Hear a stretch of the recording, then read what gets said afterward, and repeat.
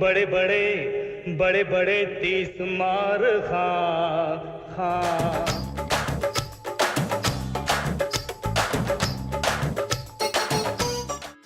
नमस्कार, स्वागत है आपका अपने पसंदीदा YouTube चैनल फिल्मी दलान में। आज के हमारे खास पेशकश में हम बात कर रहे हैं मशहूर दिग्गज गायक विनोद राठौर के बारे में। इनका जन्म 12 सितंबर 1962 को एक म्यूजिकल परिवार में हुआ था। विनोद का जन्म ऐसे घर में हुआ था जहां बच्चे पैदा होने के बाद रोते नहीं बल्कि गाते थे। इस घर के बच्चों को खेलने के लिए हाथों में झुनझुने नहीं होते, उनके नन्हे हाथ म्यूजिक इंस्ट्रूमेंट पर पड़ते थे। पंडित चतुर्भुज के घर में 5 बेटे हुए, जिसमें 3 पिता की संगीत धरोहर को आगे ले गए और बाकी 2 बिजनेस में गए। उन 3 बच्चों में से विनोद दूसरे नंबर पर थे। बड़े भाई श्रवण 90s के दौर के फेमस म्यूजिक डायरेक्टर रहे हैं और इंडस्ट्री में उनका अलग ही जलवा था। नदीम सैफी के साथ उनकी जोड़ी काफी हिट रही। और छोटे भाई रूप कुमार राठौड़ अपने करियर में रूहानी गीतों के बादशाह रहे। पंडित चतुर्भुज के घर में संगीत सीखने और सिखाने का शुरू से ही माहौल रहा। पंडित जी ने तकरीबन 30,000 से ज्यादा लोगों को संगीत की शिक्षा दी, जिसमें सिनेमा जगत के भी दिग्गज शामिल रहे हैं। तीनों भाई श्रवण, विनोद और रूप ने भी अपने पिता से ही सब कुछ सीखा। धीरे धीरे समय बीतता रहा और विनोद कॉलेज में पहुंच गए। कॉलेज में पहुंचते ही विनोद की कद के साथ जुल्फे भी बढ़ गईं, जो आगे जाके उनके स्टाइल में शामिल हुआ। इसी के साथ ही उनकी दीवानगी सुपरस्टार राजेश खन्ना और किशोर कुमार के गानों के लिए काफी बढ़ गई। विनोद के प्रोफेशनल सिंगिंग करियर में भी किशोर कुमार का बहुत गहरा असर रहा। आगे जानेंगे कि आखिर कैसे विनोद राठौर को अपना पहला ब्रेक मिला, और बात करेंगे आखिर क्यों विनोद राठौर की वजह से दोनों शाहरुख और ऋषि कपूर में विवाद हुआ था। आपको बताएंगे इनके जीवन के दर्दनाक सच के बारे में, जिससे यकीनन आप सब अनजान होंगे। जानेंगे विनोद राठौर से जुड़े तमाम दिलचस्प किस्से कहानी विस्तार से। आप बने हमारे साथ। आगे बढ़ने से पहले आपसे रिक्वेस्ट है कि अगर अभी तक आपने हमारे चैनल को लाइक और सब्सक्राइब नहीं किया है तो अभी जरूर कर लीजिए।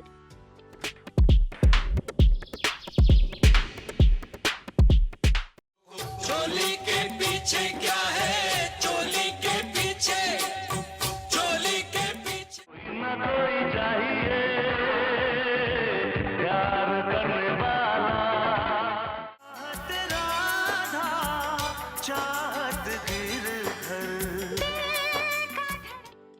एक दिन उन्हें उषा खन्ना का फोन आया। उषा उन दिनों बैरागी नाम की फिल्म पर काम कर रही थी। उषा चाहती थी कि विनोद इस फिल्म के लिए गाएं।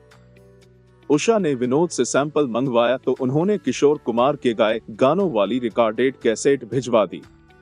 उषा को विनोद की आवाज काफी पसंद आई और इसके बाद उषा ने विनोद को फोन किया और वो बात कही जिसका उनको बेसब्री से था। उषा ने कहा, विनोद राठौड़ राजपूत हो, तलवार घर पे रख के आना, गाने के लिए आ जाओ। और इस तरह विनोद को पहला ब्रेक मिला। बोले तो बोले तो बोले तो बोले तो एम बोले तो मास्टर में मास्टर। दिल लेने की रुत आई। विनोद ने शुरुआती दौर में उषा खन्ना के साथ करीब 30 गाने रिकॉर्ड किए, लेकिन इनमें से अधिकांश गाने उनकी पहचान नहीं बन सकी। विनोद लगातार गाने रिकॉर्ड किए जा रहे थे, लेकिन उनको वो पहचान मिलना अभी बाकी था जिसकी उनको तलाश थी। इस बीच एक दिन म्यूजिक कंपोजर की जोड़ी शिव हरी ने उन्हें बुलाया। वो चाहते थे कि विनोद फिल्म विजय में ऋषि कपूर की आवाज बने, और इस फिल्म में उन्होंने जिंदगी हर जन्म गाने में ऋषि को अपनी आवाज दी। यश चोपड़ा और शिव हरी को विनोद का गाना इतना पसंद आया कि उन्होंने डिसाइड किया कि आने वाली फिल्म चांदनी में विनोद ही ऋषि की गानों को आवाज देंगे। इस फिल्म ने विनोद के करियर को पंख लगा दिए और उनकी आवाज धीरे धीरे हर जगह गूंजने लगी। इसी दौरान रिलीज हुई उस दौर की सबसे महंगी लेकिन महाफ्लॉप फिल्म रूप की रानी चोरों का राजा। इस फिल्म का एक गाना रोमियो नाम मेरा विनोद का पहला मसालेदार हिट गाना बना। ये गाना उनके करियर में मील का पत्थर माना जाता है। रोमियो नाम मेरा, चोरी है काम। इसी साल 1992 में फिल्म दीवाना रिलीज हुई। इस फिल्म में उनके गाए गानों ने हर जगह धूम मचा दी। हर घर गली चौराहों पर इस फिल्म के गाने सुनने को मिलने लगे। लेकिन इस फिल्म में हमेशा की तरह विनोद राठौर ऋषि कपूर की आवाज नहीं बन सके, जिससे ऋषि कपूर और शाहरुख खान में कोल्ड वार हो गया। बताएंगे आगे विस्तार से। फिलहाल बात करते हैं विनोद के करियर के बारे में। इस पॉइंट के बाद आने वाले कई सालों तक विनोद को पीछे मुड़कर देखने की जरूरत नहीं पड़ी। दरअसल इसी समय जिन एक्टर का करियर ग्राफ चढ़ रहा था उन सब की आवाज विनोद ही थे, चाहे अक्षय कुमार हो या फिर संजय दत्त, गोविंदा या फिर शाहरुख खान। इसी समय संजय दत्त की गिरफ्तारी फिल्म खलनायक की रिलीज से पहले हो गई। ऐसे में पब्लिक सेंटीमेंट उनके साथ जुड़ गया। फिल्म रिलीज हुई और जनता ने उसे सिर आंखों पर चढ़ा लिया। फिल्म का गाना चोली के पीछे चार्टबस्टर बन गया और मैं हूँ खलनायक तो हर नुक्कड़ पर गाया जाने लगा। साल 1993 में फिल्म आई बाजीगर, जिसके गाने किताबें बहुत सी, ए मेरे हमसफर और छुपाना भी नहीं आता ने खूब धमाल मचाया। फिल्म के प्रिंट में ये गाने सभी ने देखे और सुने। वही एक गाना ऐसा भी था जो शाहरुख को पसंद था, लेकिन अब्बास मस्तान ने फिल्म की लंबाई का हवाला देते हुए गाने पर कैंची चला दी थी। वो एक और गाना हटाना चाहते थे, छुपाना भी नहीं आता, लेकिन शाहरुख इसके लिए तैयार नहीं हुए और अब्बास मस्तान को मनाकर ही दम लिया और रिजल्ट सबके सामने दिखा। ये गाना उस दौर में प्रेमी युग का एंथम बन गया था। नहीं, खलनायक हूँ मैं।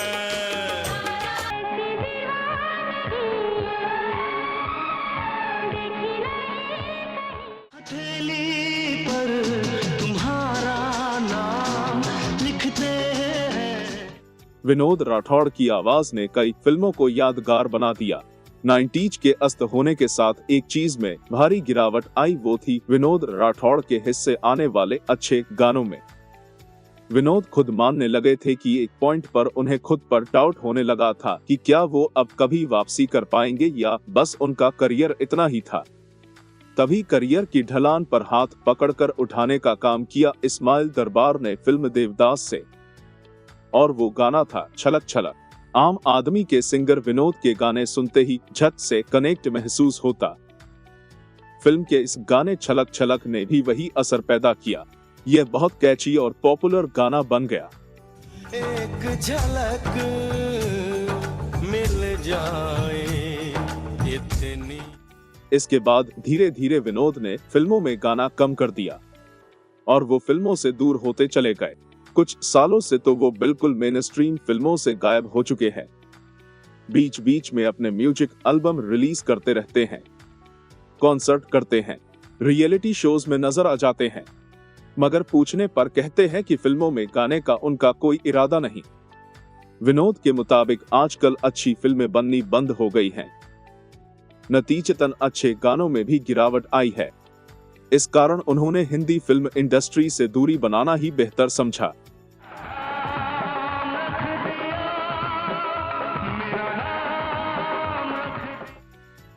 आइए अब बात करते हैं विनोद की वजह से हुए ऋषि कपूर और शाहरुख खान के कोल्ड वॉर के बारे में।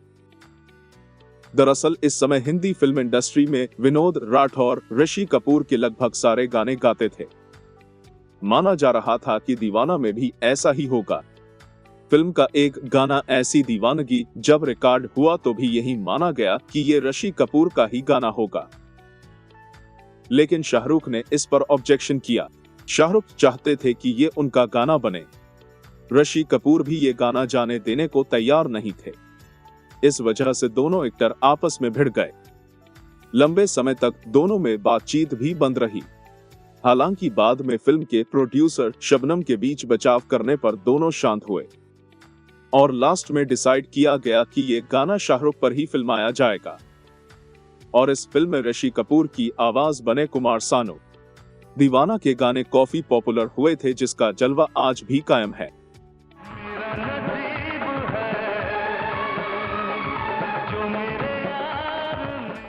आइए अब बात करते हैं विनोद के निजी जीवन के वो दर्दनाक सच के बारे में जिसने उनको हिलाकर रख दिया। विनोद की मैरिड लाइफ काफी दर्दनाक रही है। इनकी पत्नी पूनम का देहांत साल 2000 में हो गया था, जिसके बाद विनोद काफी टूट गए।